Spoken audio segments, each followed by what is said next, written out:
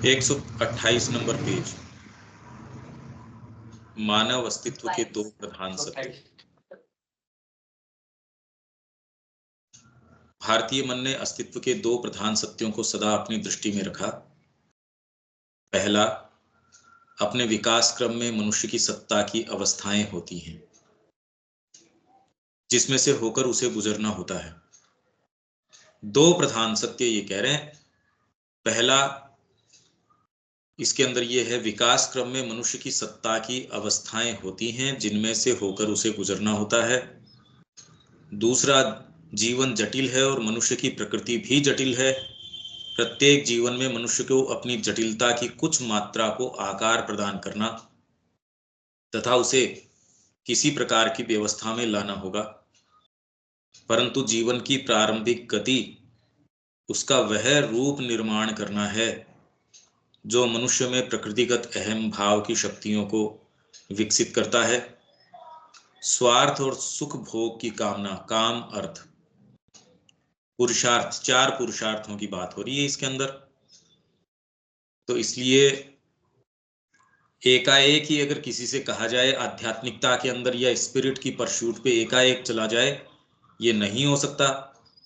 तो पूरी व्यवस्था इसके लिए है कि कैसे हर जने की तैयारी हो। ये इस पे निर्भर करता है कि वो मैप के ऊपर इस समय खड़ा कहाँ है। उसी तरीके के दिशा निर्देश आप देंगे जहां व्यक्ति खड़ा है। ये बात एकमात्र हिंदू धर्म में है और कोई इस विषय में बात नहीं करता। तो इसीलिए ट्रिपल क्वार्टेट, वर्ण, आश्रम, पुरुषार्थ, फिर बाद के अंदर आप सात्विक हो, राजसिक हो, तामसिक हो, देश, काल, पात्र, ये सारी चीजें, और इसमें भी गुरु कृपा मिल जाए। गुरु से कहीं भी आके भगवत कृपा तो आ ही सकती है। आप में कोई भी समय ये चीज एक्टिवेट हो सकती है। सारी कथाएं, सारी कहानियां इस चीज का प्रमाण है। हमारी जितनी भी चीजें हैं वो सारी इसी का प्रमाण है। तो व्यक्ति केवल तामसिकता के कारण ये कह सकता है कि वो इस अवस्था में है तो इस क्रम से चलेगा, इस अवस्था में जगाई मधाई का क्या पता चले। जितने भी लोग हैं जहां से उनका शिफ्ट आया, अगर वो ये कहें कि यहां से अब वो राजसिक होगा, राजसिक से अब ये वो सात्विक होगा, इसका कुछ पता नहीं है अंदर से आपकी क्या तैयारी हो चुकी है, क्या नहीं हो चुकी। इसलिए एकमात्र कल्याणकारी काम तो हमेशा इस संस्कृति को पता था, भगवान की ओर लेके चलो। जिसकी जो व्यवस्था है, जैसे आश्रम के अंदर माँ के पास लोग थे, बच्चे थे, माँ को किसी ने पूछा तो आपके पास शिक्षा प्राप्त करने के बावजूद भी ये ऐसा, फिर क्या शिक्षा प्राप्त करी। माँ ने कहा प्रश्न ये करो, अगर यहां से प्राप्त नहीं करता तो क्या होता।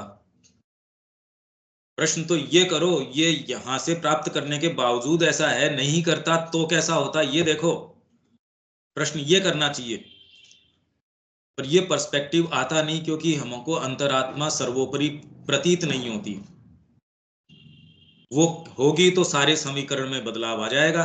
यही हम सुबह बात कर रहे थे। इसलिए आपकी सत्ता का एक एक भाग देखो, उनके समीकरण कैसे बैठता है। शरीर का प्राण के साथ, प्राण का मन के साथ, इनका अंतरात्मा के साथ, या एक का दूसरे के साथ। मन अगर प्रधान हो तो शरीर को और प्राण को कैसे ऑर्गेनाइज करेगा। प्राण यदि प्रधान हो तो आपके शरीर को कैसे नियोजित करेगा, खा जाएगा, मन को खा जाएगा।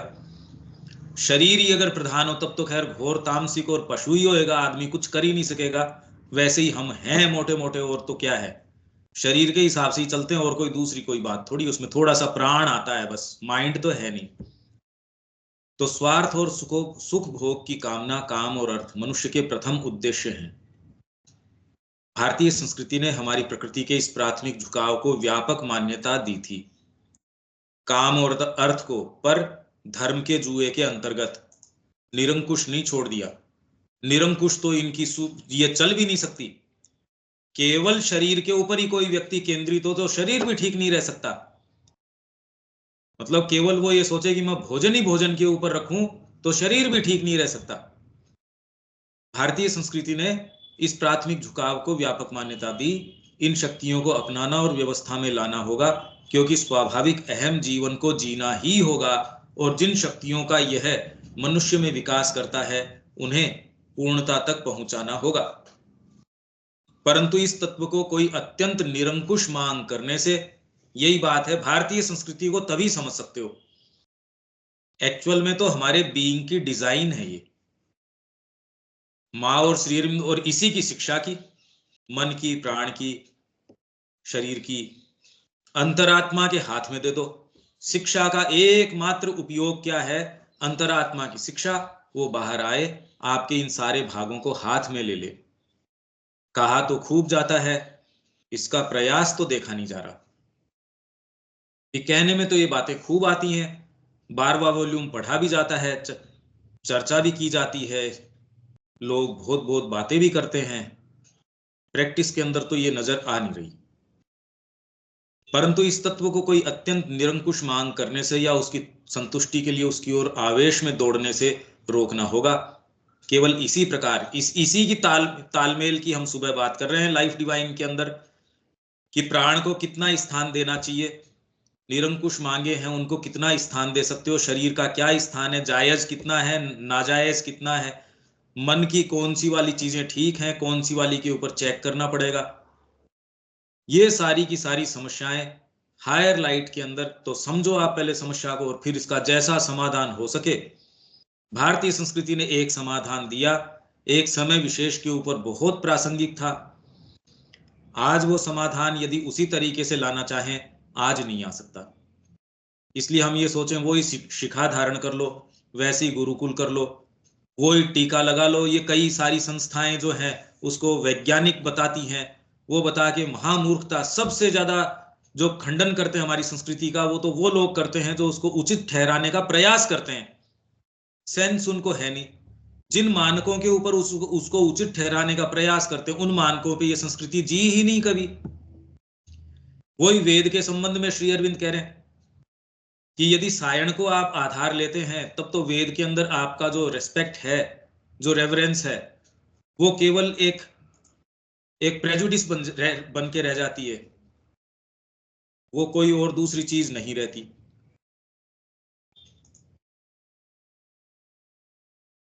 इसमें निरुपम जी जुड़ने की कोशिश कर रहे हैं, मैं उनको जोड़ लेता हूँ, एक सेकंड।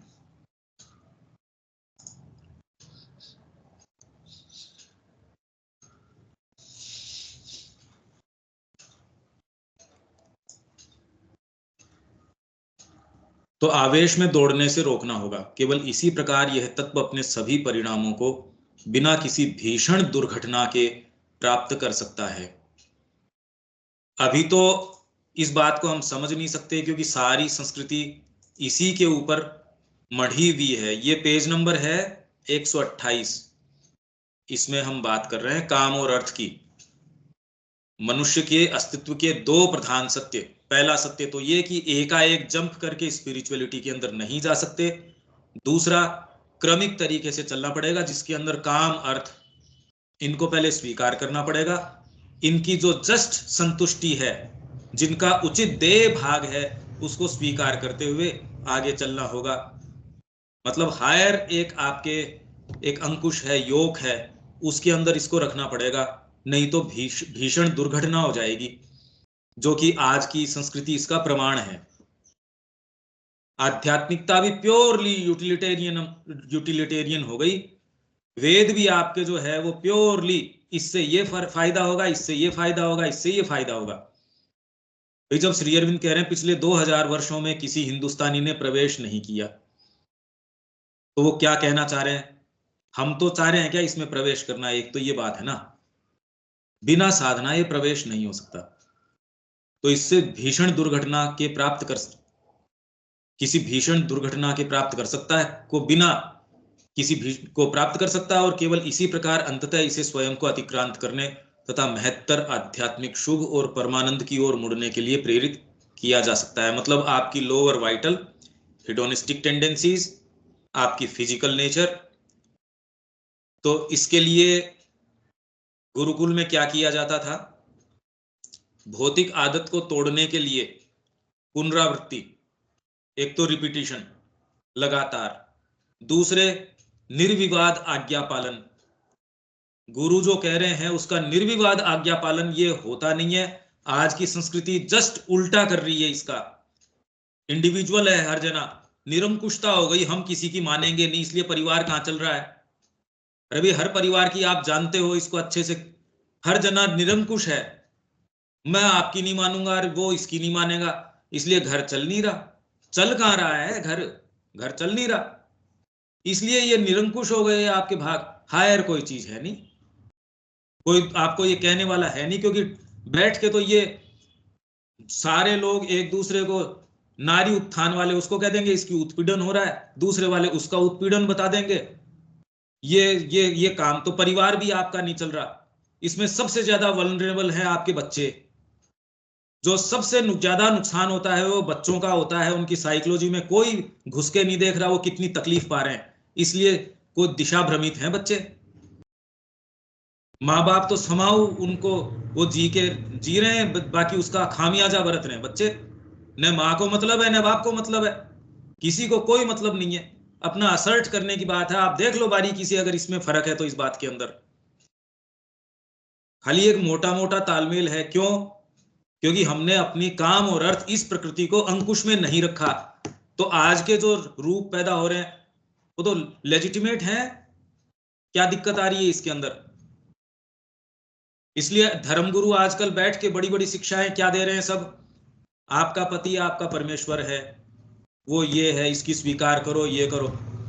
क्या इस स्तर के ऊपर स्वीकार करी जा सकती है? वो ये देख रहे हैं इसको समहाउ इसको जचाएं, इसको जो ये खेल बिगड़ने जैसा लग रहा है। जो आपके बढ़िया से बढ़िया धर्मगुरु आजकल उनके ये वीडियो चल रहे हैं, क्यों कृष्ण पति के अंदर नहीं है क्या? ऑफिस जाने से पहले उसको भोजन कर बना के दो।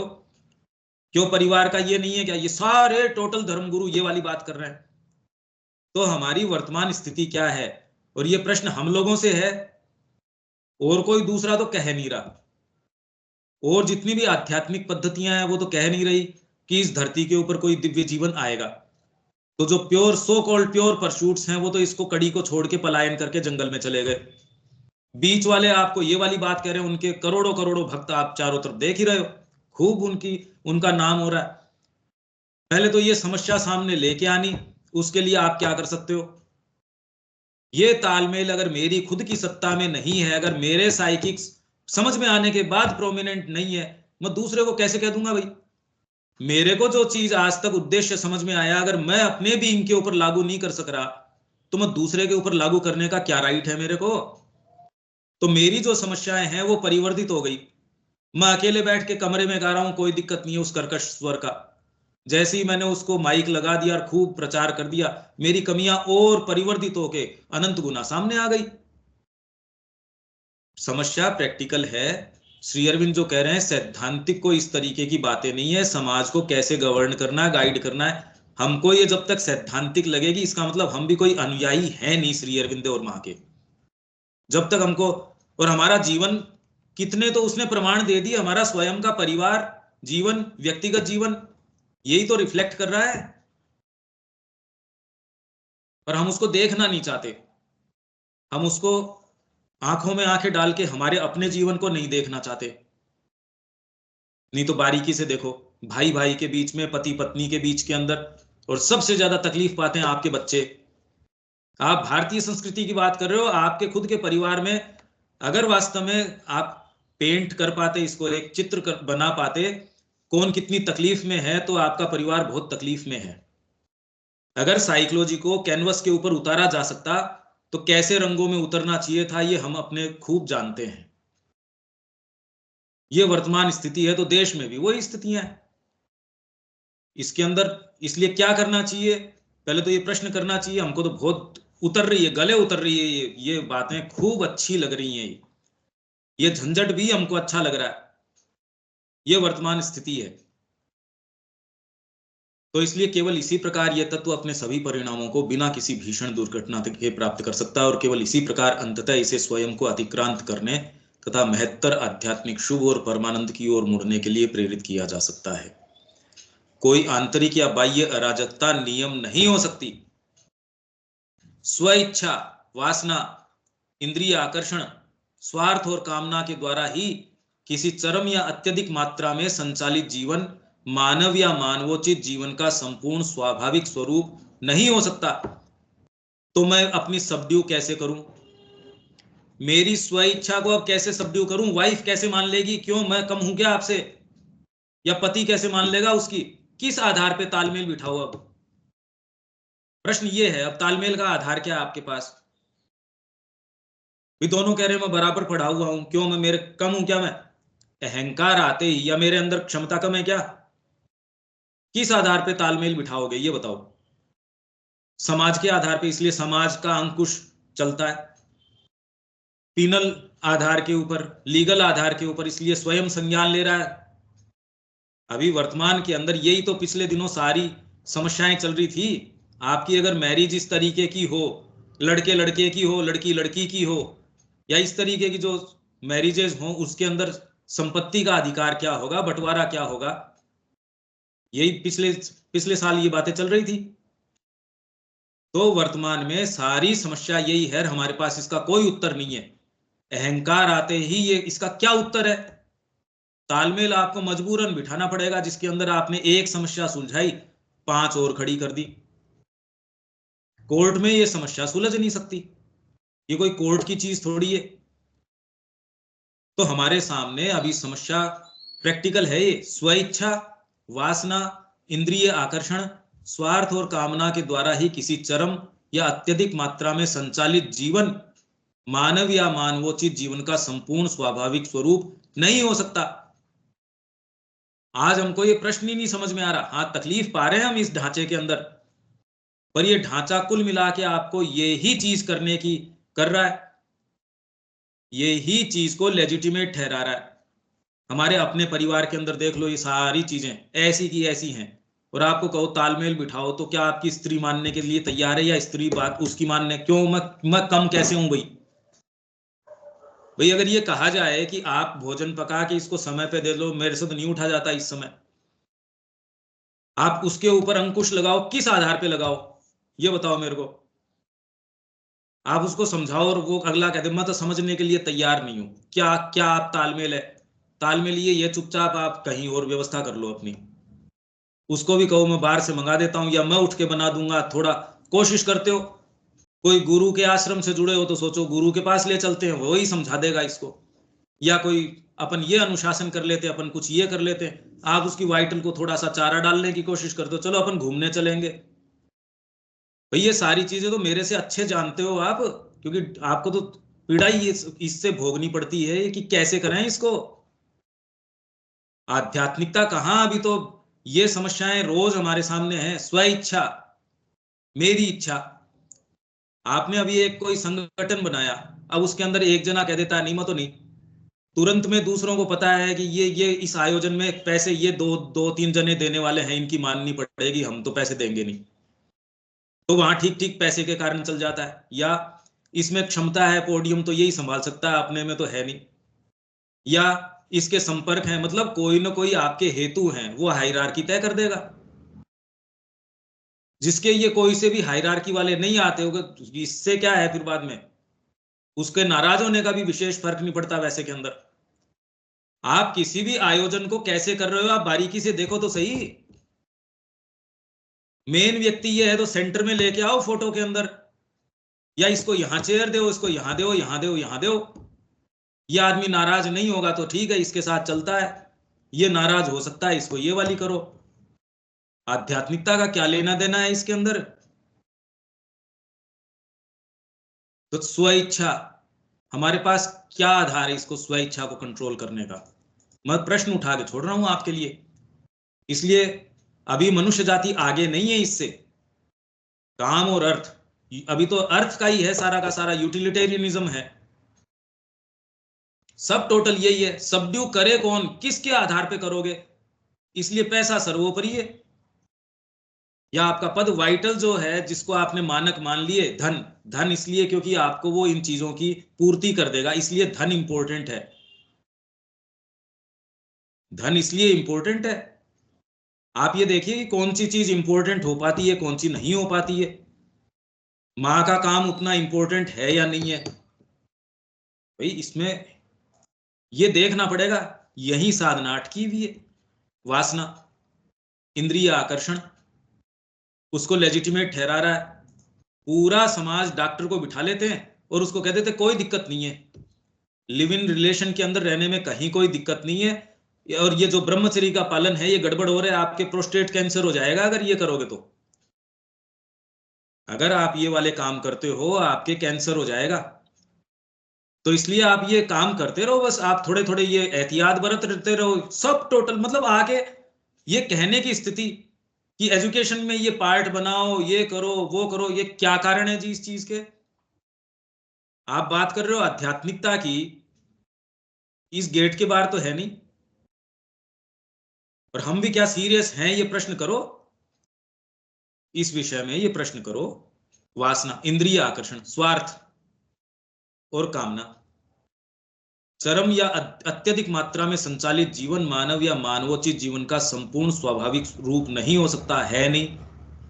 इसलिए हम समस्याएं तो बता रहे हैं, कारण नहीं बता रहे। हम इसकी जो समस्याएं हैं जगत में, ये समस्याएं हैं, अरे हम कैसे हैं, हमारा ही तो परिवर्तित रूप है ये सारा का सारा जो है ये हमारा अपना परिवर्तित रूप है।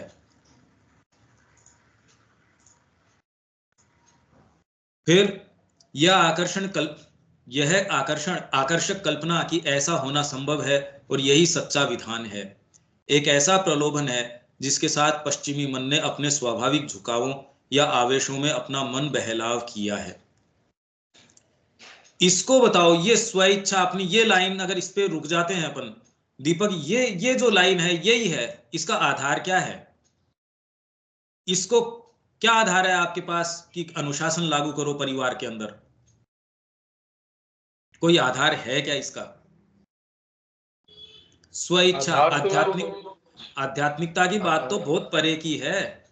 अभी तो वर्तमान में हम इससे जूझ रहे हैं, मेरी इच्छा। तो उसका तालमेल कैसे बिठाते हैं? ये सेंटेंस को बताओ कि इसकी समस्या क्या है।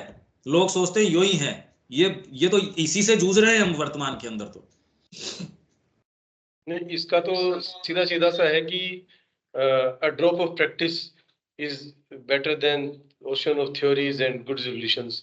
अगर वो पहली चीज, इसमें दो एंगल हो गए। एक तो अगर आप खुद ही लग रहा है कि भाई डिस्क्रिमिनेशन नहीं है कि भाई सही गलत का, पहली चीज कि हमको पता नहीं और हमने जो कर दिया, एक तो वो बात हो गई। लेकिन जब अच्छे से पता ही है कि ये काम गलत हो रहा है और गलत कर रहे हैं, तो वो ऑटोमेटिकली ही वो सामने वो ट्रांसलेट होती है। अगर वो डिसिप्लिन, अगर वो सिस्टम में अगर मेरे लाइफ में फॉलो है, अगर मैं उसके ऊपर हूं, तो फिर वो ऑटोमेटिकली मेरे आसपास में चीजें ट्रांसलेट होगी। अगर वो ट्रांसलेट नहीं हो रही है, इसका मतलब वो बेस गड़बड़ मेरे मेरे स्तर पे ही गड़बड़ी है वो। तो इसलिए वो इच्छा करना कि वहां से गड़बड़ी हो रही है और दूसरी जगह देख लेना चीजों को। तो वो माता जी के कोटेशन भी है कि हर व्यक्ति हर समय परीक्षा दे भी रहा है और दूसरे वाले की ले भी रहा है। तो वो वाली बात है। देखो माता जी तो क्या कहती है कि दूसरे के स्थान पे रख दो अपने आप को, पहले तो दूसरे वाले के स्थान पे रख के उसकी चेतना में देखो कि क्या बात है। भारतीय संस्कृति ने इसको डील पर, माता जी ने अलग अलग स्तर, ये इसी में है, ये इसी के अंदर है, शुरुआती पेजों के अंदर ही है। माँ का जो साहित्य संचयन है अपना, अलग अलग स्तर पे, शायद जयपुर में मैंने ये बात करी थी, जयपुर में भी अपन ने ये चर्चा करी थी। शुरू में आप क्या करते हो, अलग अलग स्तर के ऊपर है। हाँ, जयपुर में करी थी मैंने ये चर्चा, और दूसरे ही वॉल्यूम के अंदर ये होनी चाहिए कि आप पहले तो दूसरे के स्थान पे रखो। तो मैंने ये उदाहरण दिया कि दूसरे के स्थान पे आप पेड़ बन गए, तो भी पेड़ अपने आप को कितना जानता है। पर ये बहुत अच्छा तरीका है कि आप उसकी मानसिकता में अपने आप को, पहले तो इससे सिंपैथी बढ़ जाएगी। पर इससे कोई रेजोल्यूशन विशेष अभी है, उससे तो बहुत ठीक आ जाएगा।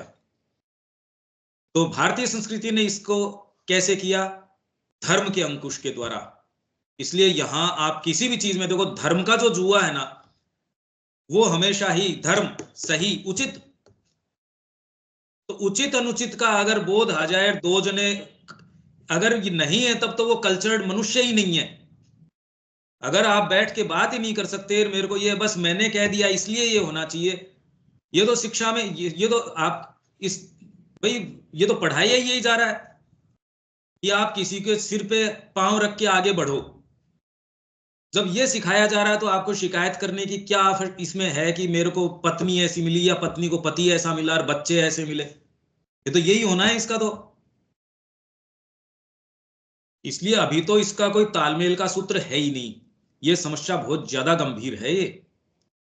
ये जितनी आप सोच सकते हो, यदि साइकोलॉजी में आप देखो, क्योंकि आपको वो एक सहने पड़ गई बस वो स्थितियां, बाकी तो तकलीफ है, बहुत गहरी तकलीफ है। ये एक रोज का संघर्ष है। ये जिस दिन आप थोड़ी सी मनवा पाते हो उस दिन विजय सी महसूस होती है घर के अंदर, अदरवाइज तो है नहीं। ये अगर सही उठने बैठने का ही आपका क्रम नहीं है तो एक विजय महसूस होती है कि आज पति सही समय से उठ गया, या बच्चा सही समय से उठ गया, या पत्नी सही समय से उठ गई। यही एक विजय प्रतीत होती है। हम कहाँ भारतीय संस्कृति की बात करते हैं, वर्तमान स्वरूप तो है ये। भाई मैं चल के यहाँ झुंझुनू से वहां जयपुर पहुंच जाता हूँ, जयपुर वाले स्वयं पहुंचने में लेट कर रहे हैं, आप बात क्या कर रहे हो? अपने और दूसरी प्रतिबद्धताएं कितनी निकल निकल के आ जाती है, जो करने का काम है उसके लिए जीवन बीता जा रहा है। ये इसी भाग की तो है, हम नहीं कर पा रहे। ये हम रोज भोग रहे हैं इस चीज को। क्यों दीपक, रोज की समस्या है ये तो। रोज तो ज्यादा बड़ा हो गया, मिनट मिनट की है। हाँ ये ज्यादा दूर की बात है। मतलब अगर हम ये कुछ कर पाते हैं तो ऐसा लगता है कि बहुत बड़ी रेजिस्टेंस ब्रेक करी। पर इसका कारण क्या है? धर्म। धर्मच्युत होते ही, इसलिए शास्त्रों में धर्म का निरूपण है, आपका ये, आपका ये, आपका ये है। क्या तो गुरु वाक्य है वो इसको ओवर रूल कर सकता है, या अंतरात्मा है वो ओवर रूल कर सकती है। उससे पहले निरंकुशता समाज का नियम नहीं हो सकता, न व्यक्तिगत जीवन के अंदर न सामाजिक जीवन के अंदर। अभी तुरंत के अंदर आपकी शिक्षा ही नहीं, शिक्षा तो उल्टी है इससे। आपके जो मन में आए वो तो आप खाओगे क्योंकि आपके पास पैसा है। परिवार भी आपको नहीं कह सकता क्योंकि उसको चेक आपके नाम से जाता है, या किसी कारण से आपको कह नहीं पा रही। क्या करें? अब पिताजी करते हैं ऐसा, पर अब देखो अब क्या करें। वो अगर ये पता चल जाए कि ये पिताजी कोई काम का नहीं है तो कोई दिक्कत नहीं होती। पिताजी को कहीं के चलो पिताजी घूमने चलेंगे, वापस छोड़ के पीछे मुड़ के ही नहीं देखते वो पिताजी का क्या हुआ। ये घटनाएं भी रोज हो ही रही हैं। वर्तमान जो स्थिति है हमारी वो देखो तो सही। पिछली बार इन्होंने मेरे को एक वो सेटअप दिया कि अर्थी का सामान भी बिक रहा है आजकल, तो घर वाले रहते नहीं, लोग ही उठा के लेके जाओ, व्यवस्था नहीं है। हम समाज में कहां तक आ रहे हैं, ये हमारा ही तो दर्पण है। हमारे लोअर बीइंग को यदि हम निरंकुशता से ये चलते रहे, कितनी वेद की या किसी की भी सेमिनार कर लो, समस्या तो वहीं की वहीं रहनी है। लोअर बीइंग की समस्या को वहीं टैकल करना पड़ेगा। सुई खोई मेरी दूसरे कमरे में खोज, मैं यहां रहा हूं, कैसे मिलेगी? आपके लोअर बीइंग को, आपको आपके टेस्ट बड हैं, उनको टेस्ट बड्स को आपको वहीं रोकना पड़ेगा। मैं तो बहुत ठीक चलता हूं पर खाने में थोड़े से भुजिए भी ना तो नहीं चलता, तो आप काम तो माँ का तो नहीं कर सकते। अगर आपके भोजन के अंदर कोई दिक्कत है, अगर विवेकानंद जी ने कहा जीभ आपकी प्रबल है तो और अपराध की जरूरत ही नहीं है, और सारे अपराध सारे आ जाएंगे, पाप आ जाएंगे, अपराध नहीं। और हम में से कौन सा एक कह रहा है जिसकी जीभ प्रबल नहीं है, जिसके उठने बैठने की आदतें ठीक नहीं है? श्री अरविंद कह रहे हैं विदाउट तपस्या देयर कैन बी नो वेद।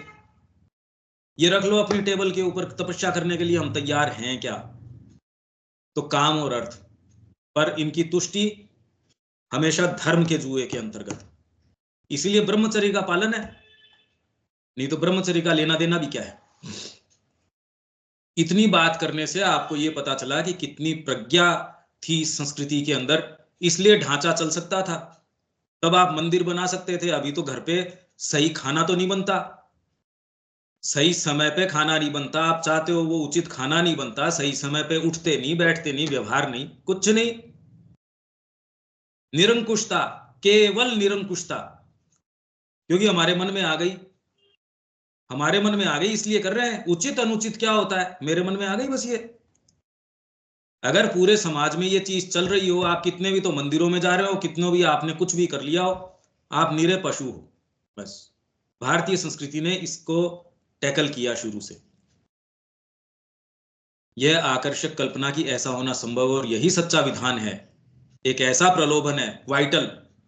इसलिए आप में से यदि कोई ये सोचता है कौन देखता है, मैं तो मेरी जैसे चलेगी वैसे ही करूंगा, तो ये अगर आपको लगता है यही विधान है, तो ये एक ऐसा प्रलोभन है जिसके साथ पश्चिमी मन ने अपने स्वाभाविक झुकावों या आवेशों में अपना मन बहलाव किया है, और कहां तक लिया ही है वो हमको हवा नहीं है, पानी नहीं है, परिवार नहीं है, क्लैरिटी नहीं है, कुछ नहीं है। आप साधन संसाधन की भी बात कर रहे हो, वो है नहीं, रियल टर्म्स में साधन नहीं है। अननेचुरल वांट्स आपकी इतनी बढ़ाई जा रही हैं कि आप क्या करो उसका। परंतु ये झुकाव भारतीय भाव के लिए विजातीय है। तो अगर आप इसमें हो तो भारतीय नहीं हो। भारत ने इंद्रियों की पुकार को यूनान, रोम या आधुनिक यूरोप से कम नहीं अनुभव किया है। उसने भौतिकवादी जीवन की संभावना को खूब अच्छी तरह से अनुभव किया था, और इसके आकर्षण ने कुछ विचारकों पर प्रभाव डालकर चारवाकों के दर्शन को जन्म दिया। परंतु यह अपना पूरा अधिकार नहीं जमा सका, और कुछ समय के लिए भी अपना कोई प्रभुत्वशाली आधिपत्य नहीं स्थापित कर सका। यहां तक कि यदि हम अति विशाल पैमाने में बिताए जाने पर इस जीवन में भी एक प्रकार की विकृत महानता देखें, तो भी एकमात्र मन और इंद्रियों के जीवन में आसक्त रहने वाले विराट अहम भाव को भारत द्वारा असुर और राक्षस के स्वभाव स्वरूप ही माना जाता था। तो यदि उठने बैठने की आदत आपकी ठीक नहीं है, आप मनुष्य नहीं हो। इनफैक्ट खैर असुर और राक्षस भी नहीं हो। असुर और राक्षस बनने के लिए तो बहुत मेहनत करनी पड़ती है, बहुत तपस्या करनी पड़ती है। यह आसुरिक, राक्षसिक या पैशाचिक कोटि की भावना है, जिसे अपने स्तर लोक में तो छूट है, पर जो जीवन मानव जीवन के लिए उचित धर्म नहीं है। एक और ही शक्ति मनुष्य पर अधिकार रखती है, जो कामना, स्वार्थ और स्वेच्छा से ऊपर उठी हुई है, और वह है धर्म की शक्ति। धर्म मतलब उचित का विधान। हमारे लिए उचित क्या है? मां। अब आप देख लो, आपका उठना बैठना सारी चीजें क्या मां के अनुरूप हैं? ये प्रश्न आपके लिए मेरे लिए लागू होता है जी, ये सारों के लिए नहीं है। तो सारों के लिए है ही नहीं। दो जनों के ऊपर ही एक कॉमन नियम लागू नहीं होता। आप बात क्या कर रहे हो? यही चीज हम खूब अच्छे से ट्रेस कर रहे हैं। ठीक है दीपक, इसकी कमेंट्री पढ़ो।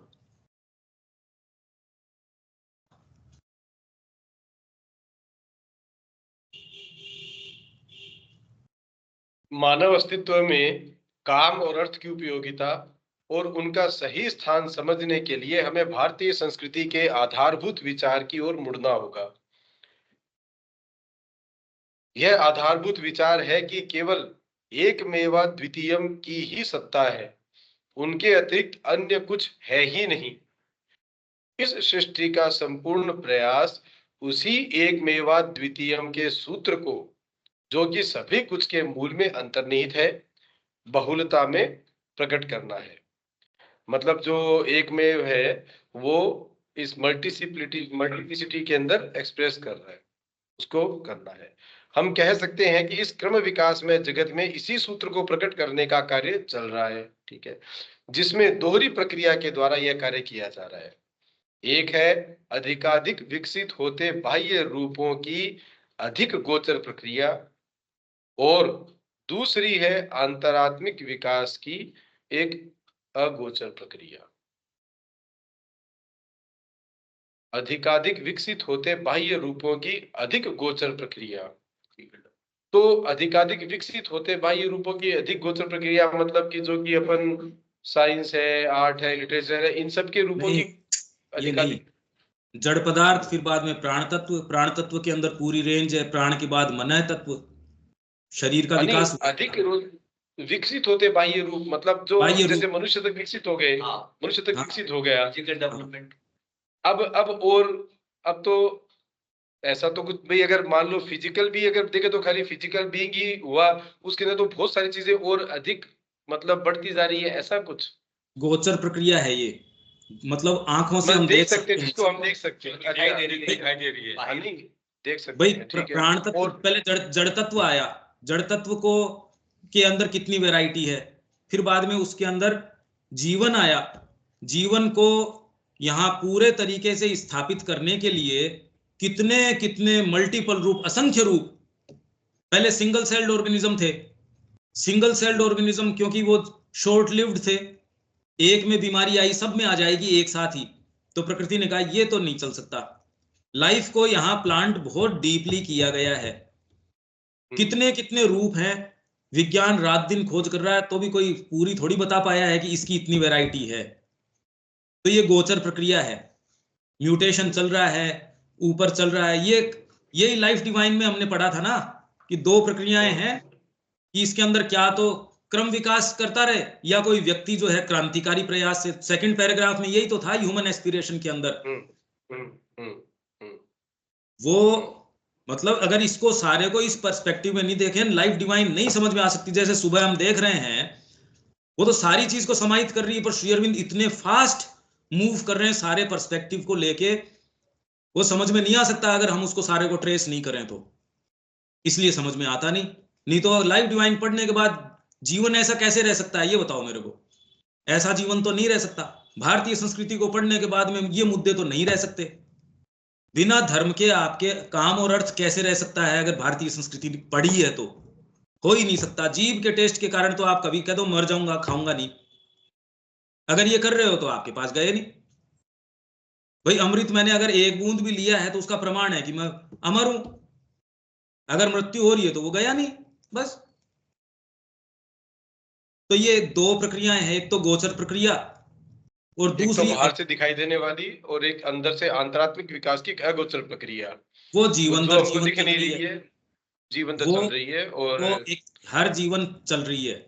मतलब जो हम देखिए, अगर खाली रेस दो प्रक्रियाएं हैं, एक ही रेस रहती तब तो वो अधिकाधिक वही रेस पूर्ण होती रहती, आगे कैसे चलते आप? जो कुत्ता है वो कुत्ता और वैरायटियां हो जाती, पर रहता तो कुत्ता ही। नई रेस कैसे कैसे आती दोनों? और इसके अंदर भी एक व्यक्ति का खुद का क्या विकास हुआ? मधुमक्खी के छत्ते के अंदर एक मधुमक्खी है, बस होके रह गई। मनुष्य के इंडिविजुअल क्या विकास हुआ? फिर मनुष्य बन गया। मनुष्य का भी अगोचर उसकी प्रक्रिया है, जीवन दर जीवन चल रही है। ये कई प्रक्रियाएं एक साथ चल रही हैं। जैसे इंडिविजुअल है वैसे कलेक्टिविटी है। एक एक समाज है, उनका भी इंडिविजुअल है। ये 25वें वॉल्यूम में श्री अरविंद बता रहे हैं ह्यूमन साइकिल के अंदर ये ग्रुप्स हैं। जैसे भारत की आत्मा एक सामूहिक आत्मा है, एक एक वैश्विक आत्मा है, एक कॉस्मिक स्पिरिट है उसकी, उसका अपना विकास है। एक मकान है, उसकी अपनी आत्मा है, उसका अपना एक कुछ है एक्सप्रेस करने का। एक कुल, एक ये समाज, एक ये कोई ग्रुप, जैसे हम लोगों का ग्रुप है, एक यूनिट है, उसका एक अपना सत्य है। और आगे आने वाली राजनीति ऐसी होगी या वर्ल्ड ऑर्डर ऐसा इस तरीके का होगा, इसमें परफेक्टली ऑर्गेनाइज्ड होंगे, किसी दबाव के कारण नहीं। वर्तमान के अंदर तो दबाव है, बाद में कोई दबाव नहीं होगा। फ्रीडम तो पूर्ण होगी, पर अभी तो फ्रीडम का आधार है क्या? देखो परिवार तो नहीं चल रहा, निरंकुशता को फ्रीडम मान रखा है अपन ने। ये चीजें, ये सपने श्री अरविंद ने हमको दिए हैं। ये दो प्रक्रियाएं चल रही हैं लगातार, ठीक है। अंतरात्मिक विकास की अगोचर प्रक्रिया चल रही है।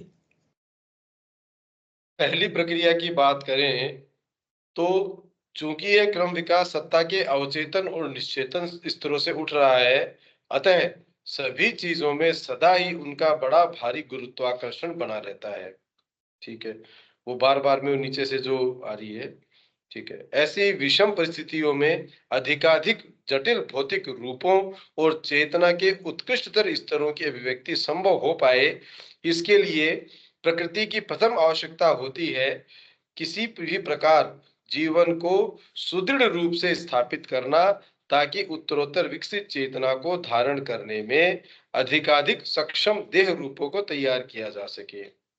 ठीक है, एग्जिस्टेंस की एक बहुत बड़ी समस्या है, उसलिए उसको और ज्यादा सुदृढ़ रूपों को स्थापित कर सकना, जिससे कि उत्तरोत्तर विकसित यहाँ जीवन को निगल जाना चाहता है, जीव को निगल जाना चाहता है, ये सारी प्रकृति निगल जाना चाहती है। इसलिए उसको कैसे जीवित रखा जाए ये डीपली प्लांटेड है। ऋषि भी है तो भी संतान उत्पत्ति की ओर प्रवृत्ति तो भयंकर रहेगी उसके।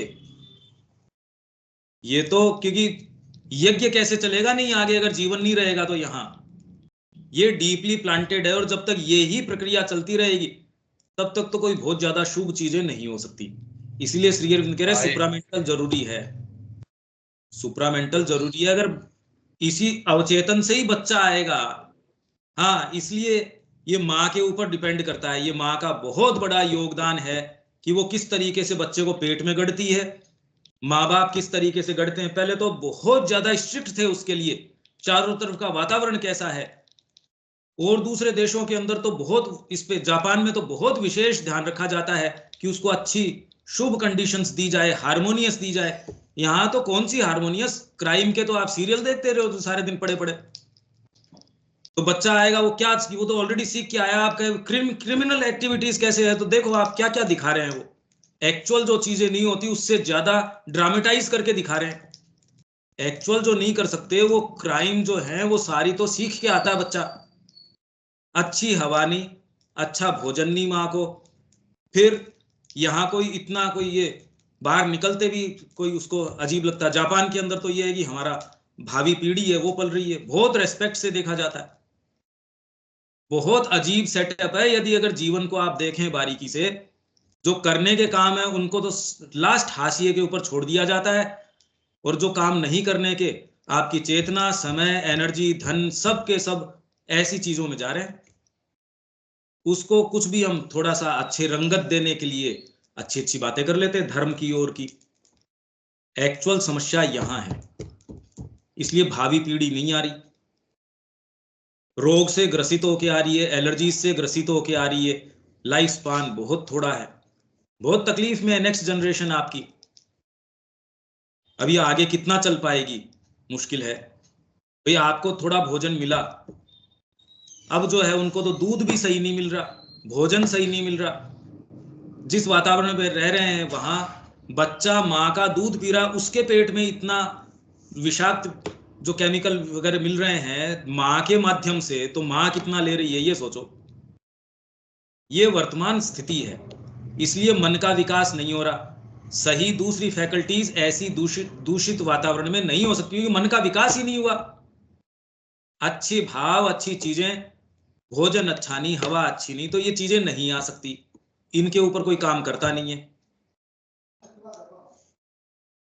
ये मूलभूत समस्याएं हैं। आगे, अतः जीवन के परिरक्षण और उसके परिवर्धन के लिए तथा जड़ प्रकृति को गति देने के लिए, अन्यथा जड़ प्रकृति चालित ही नहीं होती होगी, और ऐसे में किसी प्रकार की किसी अभिव्यक्ति की संभावना भी नहीं रहेगी।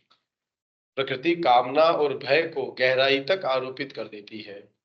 बस ठीक है। इसी के माध्यम से हम चलते हैं। जहां कामना नहीं है वहां माँ का काम होता रहो, इंडिफरेंस ही डिजायर एंड रहती है। फियर, तो ही बस चीज। जहां डिजायर है या फियर है तो ही है, उसके अलावा और कोई तीसरी चीज है नहीं। उसको हटा, और हम उस स्टेट की कल्पना भी नहीं कर पा रहे, ये तैयारी करी नहीं। अगर बारीकी से काम करें तब तो ये अराइज होना शुरू होती है।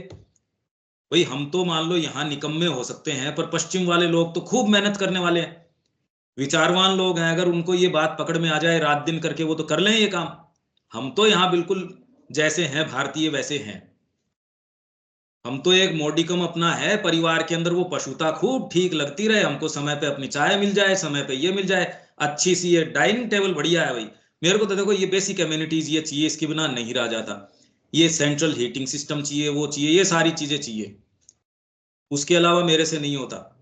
विचार यहाँ है किसके, फंडामेंटली मौलिक विचार कोई मिलता तो नहीं आदमी कि जिसके पास मौलिक विचार हो। अप्रिसिएट ही नहीं कर रहे। श्री अरविंदो क्या कह रहे हैं, श्री अरविंद ने वेद के विषय में क्या कहा है, एक जना नहीं कह रहा, एक जना नहीं कह रहा है कि वो ये कह रहे हैं ना जी। आप कैसे कह सकते हो, उनसे मिले हैं इसलिए कह सकते हैं।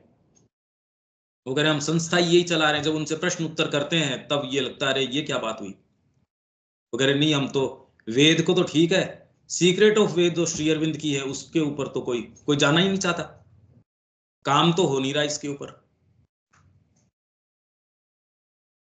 आगे, यदि कामना न हो तो व्यक्ति भोजन आदि जैसी शरीर के परिरक्षण की मूलभूत क्रियाएं और परिवर्धन के लिए प्रजनन आदि क्रियाएं न करेगा, और तब जीवन का जो वर्तमान आधार है वही न रहेगा। इसके अतिरिक्त काम और अर्थ का एक अधिक गहरा और मूलभूत का काम और अर्थ का एक अधिक गहरा और मूलभूत कारण भी है। एकमेवा द्वितीयम सत्ता में पूर्ण एकत्व होता है, परंतु बहुलता में उस परम तत्व की आत्मव्यक्ति के लिए आवश्यकता है कि पृथकता का भान, सेंस ऑफ इंडिविजुअलिटी या सेल्फ। ये तो अतः सांख्य हाँ, वहां जब मैंने कहा कि ये पहले अहंकार आया, सेंस ऑफ सेल्फ और नॉन सेल्फ, उसने प्रोजेक्ट किया बुद्धि को, बुद्धि ने प्रोजेक्ट किया मन को। मन ही एकमात्र इंद्रिय है, बाकी तो ये बाकी और कोई इंद्रियां हैं नहीं। मन एक्चुअल में, गीता भी यही कह रही है, हमारे सारे योग सब इसको एक स्वर में स्वीकार कर रहे हैं। सांख्य ने जो आपको एन्यूमरेशन दिया वो सारे के सारे कह रहे हैं बिल्कुल ठीक बात है। ठीक है, आगे। अतः सांख्य शास्त्र के अनुसार इस योजना में सर्वप्रथम अहंकार अर्थात एक पृथकता का, एक भिन्न इकाई का बोध उत्पन्न होता है। एक पृथक अस्तित्व के बोध के साथ ही आता है दूसरों से स्वयं को सुरक्षित बनाए रखने का भय, अपने से पृथक सत्ता के साथ व्यवहार करने और अपने हित साधन के लिए चीजों को हस्तगत करने का भाव, पजेस करना, चीजों को लेना भी, अपने आप को दूसरों से बचा के रखना, उनके साथ में व्यवहार करना और अपने काम को अपना काम निकलवाना और चीजों को कुछ दे दिया कुछ ले लिया, लड़ाया हाथ धुपाया, बड़ी बात, मिला के काम कर लिया। क्योंकि हमारी सत्ता का सत स्वरूप एकत्व है, अतः पृथक सत्ता का भाव अपने साथ अपूर्णता भी लिए होता है, जिसके कारण कामना उत्पन्न होती है। जीवन की सुदृढ़ स्थापना के लिए अधिकाधिक जटिल रूपों और किस्मों का विकास करते हुए प्रकृति जब मानव सत्ता तक पहुंचती है, तब मानसिकता का प्रवेश होने के कारण इस विकास क्रम में पहली बार एक मूलभूत अंतर दिखाई देता है, क्योंकि इससे पूर्व के रूपों में प्रकृति की यांत्रिक क्रिया अधिक होती है। पशु के स्तर तक तो एक यांत्रिक क्रिया चलती रहती है, इंस्टिंक्ट से चलते रहते हैं। जब मानसिक सत्ता जब आती है, तब उसके बाद में इसके अंदर एक विशेष डिफरेंशिएशन दिखता है। कॉन्शियसली आप उसको स्वीकार कर सकते हो, ये फर्क है। हाँ, अगर ये नहीं कर रहे तो आप पिछली कड़ी को बिलोंग करते हो, मनुष्य को नहीं बिलोंग करते। बहुत सीधी बात ये है। अगर सचेतन रूप से हम अपने आप को अप्लाई करें तो मनुष्य है, अदरवाइज तो मनुष्य नहीं है। हाँ, मतलब जो प्रक्रिया चल रही है इसमें अगर सचेतन हम उसके अंदर स्वीकार करके अपनी भागीदारी लेते हैं तो हम इस कड़ी को जस्टिफाई कर रहे हैं। अगर ये नहीं कर रहे तो हमारा एग्जिस्टेंस अनजस्टिफाइड है, बस। मानव चेतना में पहली बार चेतना के सचेतन विकास की अनंत संभावनाएं उद्घाटित हो जाती हैं। मूलतः अपनी आंतरिक सत्ता में हम परमात्मा से अभिन्न हैं और इसी कारण हम पुनः अपने निज स्वरूप को प्राप्त कर सकते हैं। उसे इन पार्थिव परिस्थितियों में अभिव्यक्त कर सकते हैं, जो कि इस सारी अभिव्यक्ति का सच्चा कारण प्रतीत होता है। परंतु चूंकि हमारी आत्मा में अनंत आयाम, अनंत संभावनाएं निहित होती हैं, अतः कालगत अभिव्यक्ति में उनमें से किसी एक आयाम की जटिलता को हमारे मन प्राण शरीर में व्यक्तित्व के विशिष्ट संतुलन के माध्यम से, जो कि प्रत्येक जन्म के साथ भिन्न भिन्न हो सकता है, अभिव्यक्त करने का प्रयास किया जाता है। ये अगोचर वैरायटी तो कोई भी नहीं, ये अगोचर प्रक्रिया है। जो दो प्रक्रिया की बात कर रहे थे कि एक अधिक गोचर प्रक्रिया है और एक अधिक अगोचर प्रक्रिया है। मतलब जो पैसेज हमने पढ़ा उसको पूरे को समाहित करके पर अब कितना खोला जाए, ये पूरा खोल दिया गया है इसको, और सारे का पूरी डिजाइन बताई गई है। बड़ी लॉजिकल डिजाइन है ये। आगे। परंतु इस व्यक्तित्व के माध्यम से आत्मा की अधिकाधिक समृद्ध अभिव्यक्ति हो सके, उसके लिए सामान्यतः स्वयं इस व्यक्तित्व के परिशोधन और उसके विकास की आवश्यकता होती है, और इसी आधार पर पुनर्जन्म के विचार की प्रासंगिकता टिकी है। थ्योरी ऑफ रीबर्थ जो है उसका यही है कि जो हमने सीख चुके उससे आगे का सीखने के लिए जाना है। और नहीं, आपका विकास नहीं हुआ, नहीं तो व्यक्ति का विकास नहीं हुआ। व्यक्ति एक सामूहिक इकाई रहा और मर गया। व्यक्ति का क्या विकास रहा फिर बाद में? अगर पुनर्जन्म न हो तो व्यक्ति के विकास को तो कोई बात ही नहीं रही। और अगर लाइफ उसको कट शॉर्ट कर देती है तो विकास करना भी क्यों चाहिए? मैं कितना भी बड़ा ढांचा बनाऊं और शाम को कोई आगे तोड़ने ही वाला है तो क्यों बनाने वाले हो आप? आप बिल्कुल वो मेहनत नहीं करोगे। इसलिए पुनर्जन्म तो इनग्रेन्ड है इसके अंदर, नहीं तो व्यक्ति के विकास का कोई मतलब ही नहीं निकलता। क्यों करेगा विकास? इसीलिए श्री अरविंद कह रहे हैं मृत्यु, बुढ़ापा, अगर जब तक ये है तब तक तो कोई अच्छी चीज हो नहीं सकती। यहां फंडामेंटली सुप्रामेंटल को आना ही है और वो अवश्यम भावी है। मेरे को अगर ये पता भी चल जाए कि मैंने हाथ में जो काम में लिया है उसकी पूर्णाहुति असफलता के अंदर ही होगी, तो भी मैं ये करते रहूंगा, क्योंकि still it is written in the credit page, वो हमेशा लिखा जाता है। तो हम क्यों चूक जाएं फिर इससे? ठीक है, आगे नया पैराग्राफ है, समय के साथ। हाँ, ये तो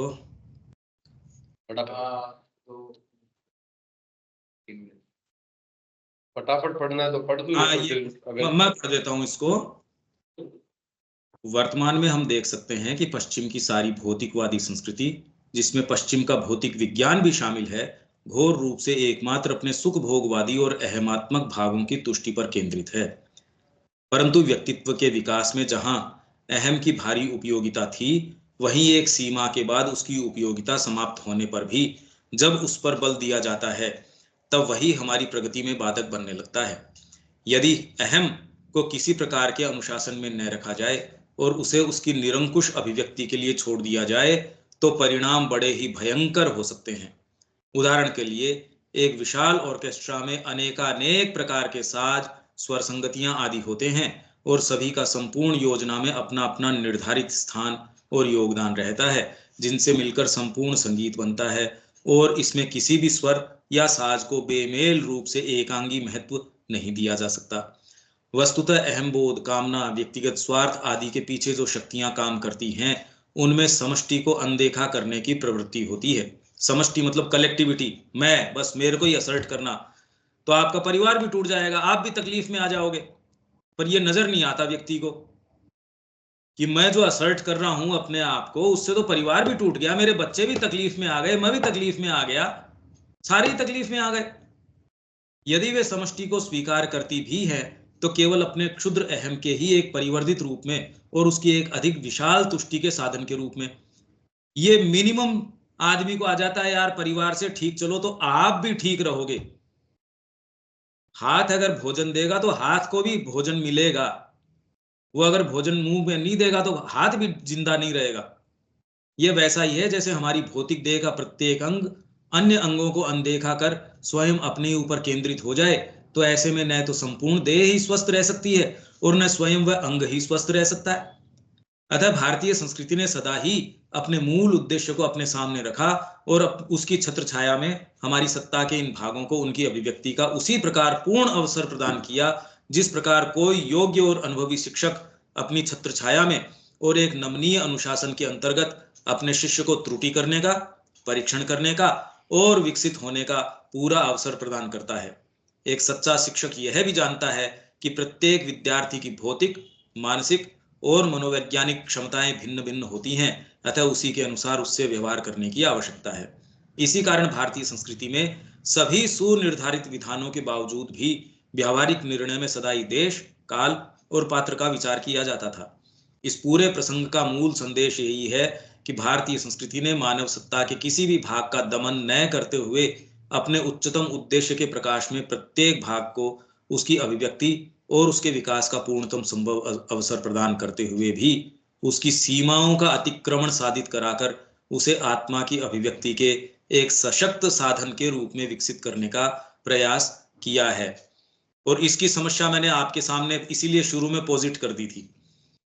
स्वार्थ आप अपने स्तर पे टैकल कर ही नहीं सकते, जो कि हमारा परिवार इसका दर्पण है, हमारा वर्तमान जीवन इसका दर्पण है, हमारा समाज इसका दर्पण है, हमारी सारी समस्याएं सब टोटल इसका दर्पण है।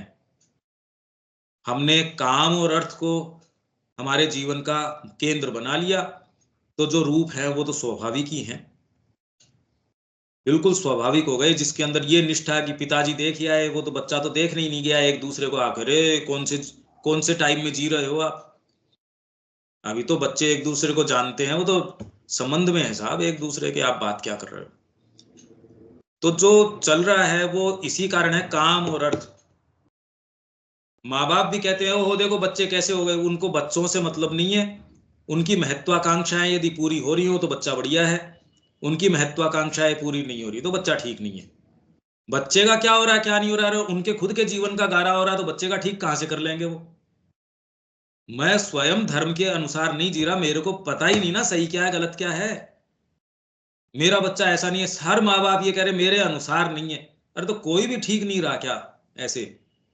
उनके माँ बाप को वो ठीक नहीं लगता, या वो ऐसे ही है।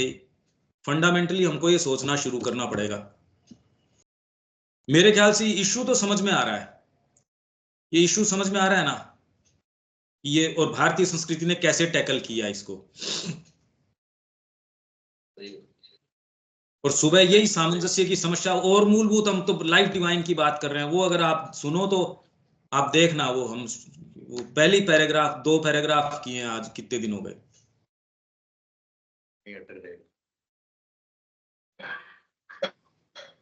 ठीक है, यहाँ विराम देते हैं। ओम